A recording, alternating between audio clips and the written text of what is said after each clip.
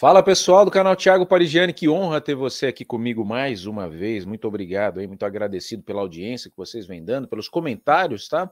Pelos compartilhamentos, pelos joinhas. Se você não é inscrito aqui no nosso canal, gosta de ver um jornalismo independente, gosta de ver um jornalismo isento de opinião política, né, que não quer levar você para o lado A ou lado B, se inscreve aqui no canal, ativa o sininho das notificações e não me perca de vista. Meu nome é Thiago Parigiani, sou jornalista e recebi esse vídeo aqui do canal Fatos Desconhecidos. É um canal que eu gosto bastante e vocês pediram para eu analisar essa questão junto com eles. Aí o vídeo muito bem feito, muito bem explicado, né? Parabéns à equipe aí do Fatos Desconhecidos.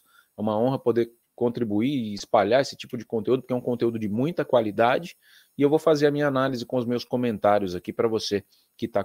Quero também o seu comentário, o que você acha que está acontecendo no Sul. Muita gente falando que é culpa de um projeto que se chama O Sul é Meu País, né? Que isso pode ser um castigo que o Rio Grande do Sul esteja pagando.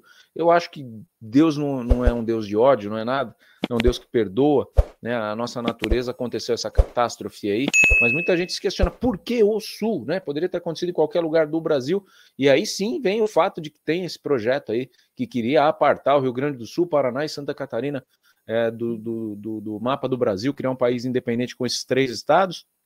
E é muita gente falando besteira, na verdade, né? Eu acho que não é porque meia dúzia pensa em apartar e cria um projeto que tem que generalizar para todo um estado pagar uma conta caríssima dessa daí. Mais de 600 mil pessoas desabrigadas, mais de 250 pessoas aproximadamente perderam suas vidas, né? E fora, sem falar de questão comercial, né? É até muito difícil falar nisso. Dentro desse contexto, eu relutei muito para fazer esse tipo de conteúdo, porque é uma coisa que pode acontecer com qualquer pessoa, com parentes nossos, e a gente não quer que aconteça para ninguém. É uma tragédia climática, a maior tragédia climática da história, né, sem precedentes aqui no Brasil, e vamos ver o que traz o vídeo para a gente poder fazer os comentários. Enquanto isso, você vai interagindo comigo aí. A calamidade que 230 municípios afetados pelas últimas chuvas na região sul do país. Os eventos naturais, como o El Niño, o avanço das frentes frias e o volume histórico da precipitação, influenciado pelo avanço das mudanças climáticas, são os principais responsáveis por essa tragédia. No entanto, existe outro elemento que está alarmando os especialistas, principalmente para o desenrolar dos eventos nos próximos dias. O nível das águas nos rios e lagos, que não está diminuindo, o que pode agravar ainda mais a situação com a chegada das próximas chuvas. No vídeo de hoje, nós vamos entender os principais motivos que fazem com que a água não baixe como esperado e quais as consequências que isso pode acarretar para os moradores da região, considerando que a situação poderá se normalizar apenas no final deste mês de maio. Um dos principais fatores que tem aumentado a gravidade do cenário que estamos enfrentando é a impossibilidade da própria natureza conseguir se regular sozinha, como deveria acontecer. Isso acontece por inúmeras razões. Mas hoje vamos nos concentrar na vazão das águas. O aumento de volume de água em uma bacia hidrográfica pode gerar 3 consequências principais: a enchente, a inundação e o alagamento. Apesar de geralmente usarmos esses termos como sinônimos, existe uma série de diferenças entre eles. Vamos conhecê-las rapidamente. As enchentes são fenômenos relativamente normais, caracterizada por um aumento do nível do lago, rio ou até mesmo no oceano. Ela pode ser provocada por um aumento nas chuvas, degelo de calotas polares, pelo recebimento de mais água de um afluente e por aí vai. Isso é algo comum, especialmente nas mudanças de estações, já que é esperado que haja uma diferença no volume de água da estiagem para o período chuvoso. As enchentes até podem provocar riscos para nós, humanos, mas apenas em casos específicos, em que o contato com o rio é direto. Isso porque, neste caso, a elevação do nível da água não ultrapassa a capacidade do leito do curso d'água, portanto, não há transbordamento. Porém, quando essa capacidade é excedida e o rio passa a ocupar uma área maior, extravasando o seu curso natural, temos uma inundação.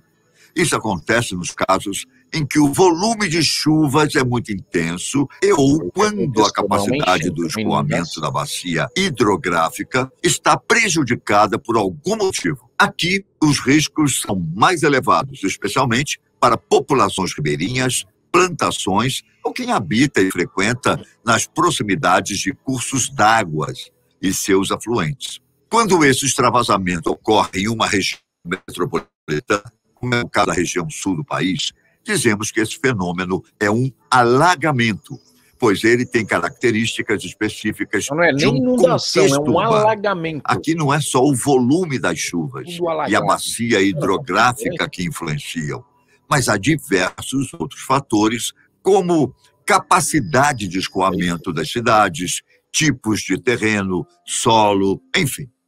Além disso, este é o principal cenário em que as vidas humanas são afetadas, o que pode ser observado diariamente nos noticiários e em outros vídeos publicados por nós aqui no canal. O fato é que, além da quantidade, intensidade, frequência e volume das chuvas, a possibilidade de que toda essa água dê vazão para as próximas precipitações é algo fundamental.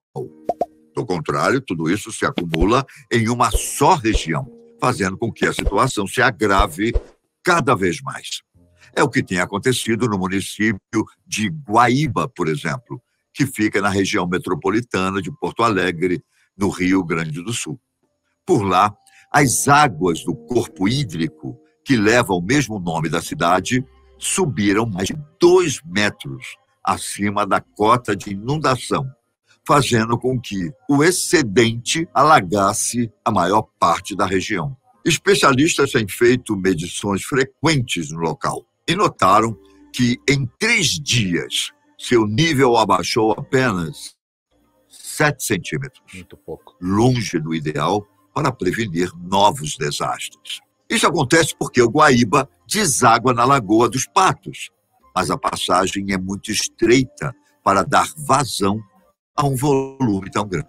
Além disso, a lagoa também está inundada e não com tudo o que precisa para o oceano, pelo menos não de maneira rápida o suficiente. Por isso, os municípios daquela região, como Pelotas e Rio Grande, já estão em alerta máximo, pois a soma do volume destes 2 cursos pode provocar desastres ainda maiores. As estimativas do Centro Nacional de Monitoramento e Alertas de Desastres Naturais, MADEM, e do Serviço Geológico Brasileiro, SGB, dizem que a inundação por lá deve durar cerca de 20 dias, o que é bastante preocupante.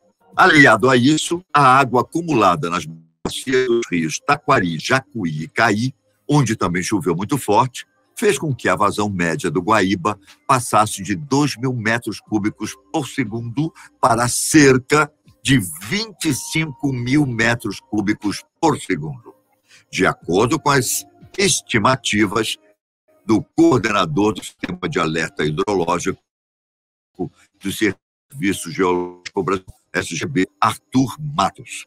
Isso significa que há um volume de água 10 vezes maior do que o normal, sendo escoado pela mesma passagem estreita. Por isso o processo é tão lento, especialmente se as chuvas continuarem. Vale lembrar ainda que choveu esperado para o outono inteiro em apenas 4 dias, o que acabou gerando toda essa situação.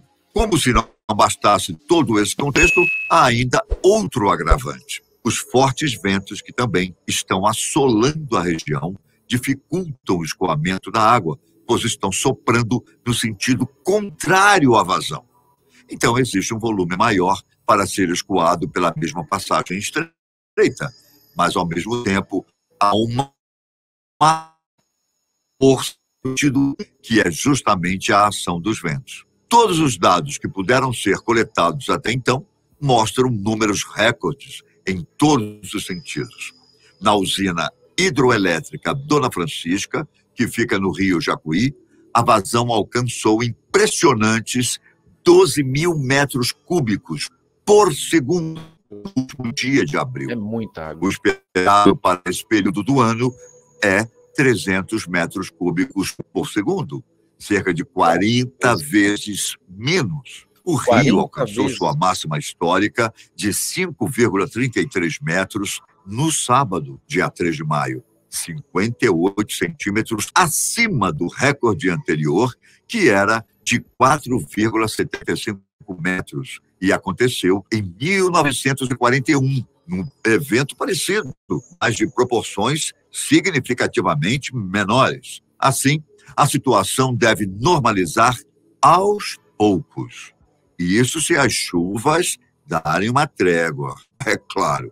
O coordenador-geral de operações do CEMADEM, Marcelo Celucci, disse que a situação parece estar melhorando na cabeceira dos rios, que é o principal ponto onde as enchentes começam. A chuva parece ter se deslocado para o Uruguai, dando uma estiagem de pelo menos 3 dias e voltando em volume bem baixo do que aconteceu anteriormente. O problema ainda está nas áreas já alagadas, como é o caso da região metropolitana de Porto Alegre, sobretudo nos locais próximos à bacia do Guaíba, uma das mais afetadas. Por lá, qualquer volume de chuva pode representar um aumento no período necessário para o escoamento da água que ainda está represada. Especialmente porque o solo e o lençol freático já estão muito encharcados e não há por onde a água sair, a não ser pelo pequeno estreito da Lagoa dos Patos, que dá acesso ao mar, como mencionamos. A cheia histórica de 1941 levou cerca de 30 do nível do Guaíba voltar para baixo dos 3 metros, que é sua cota máxima. Por isso, as estimativas dizem que a situação deve se normalizar até o final deste mês de maio, mas nós esperamos, torcemos e rezamos para que seja antes disso. Se você tem condições e interesse em ajudar, procure centros de arrecadação de mantimentos ou iniciativas.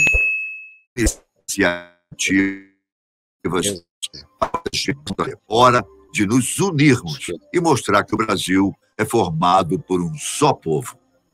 Até o próximo vídeo. Grande abraço. Muito bom, muito bom. Tchau. Sensacional o vídeo. Parabéns.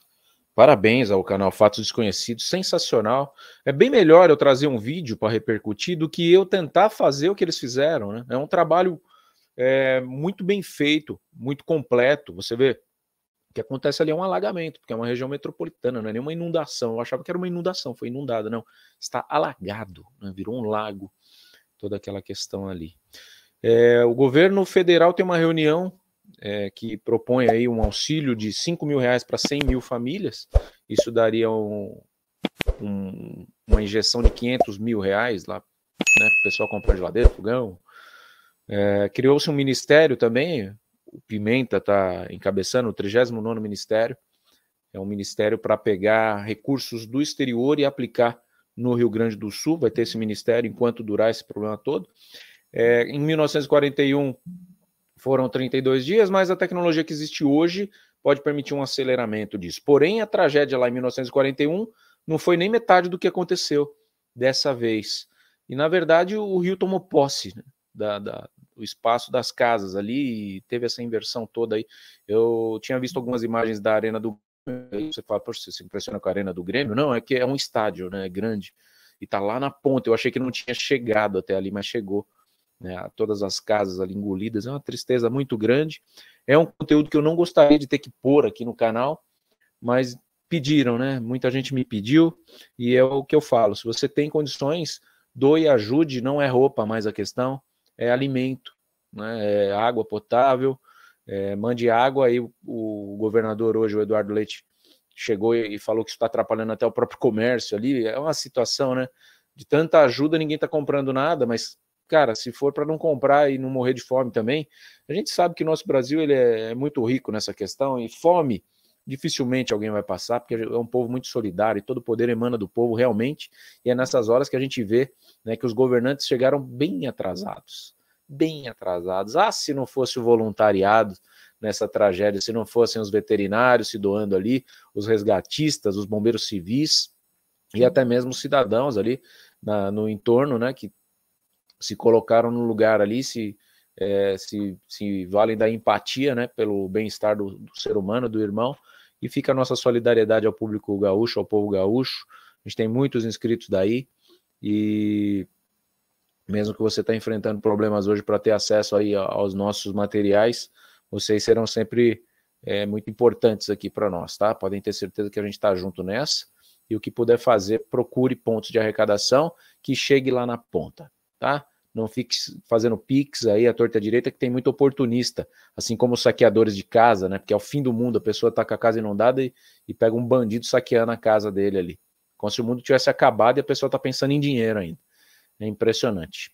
Você gostou do conteúdo? Se inscreva, né? Ative o sininho, se já é nosso inscrito, deixa o seu joinha, valide, escreve aqui.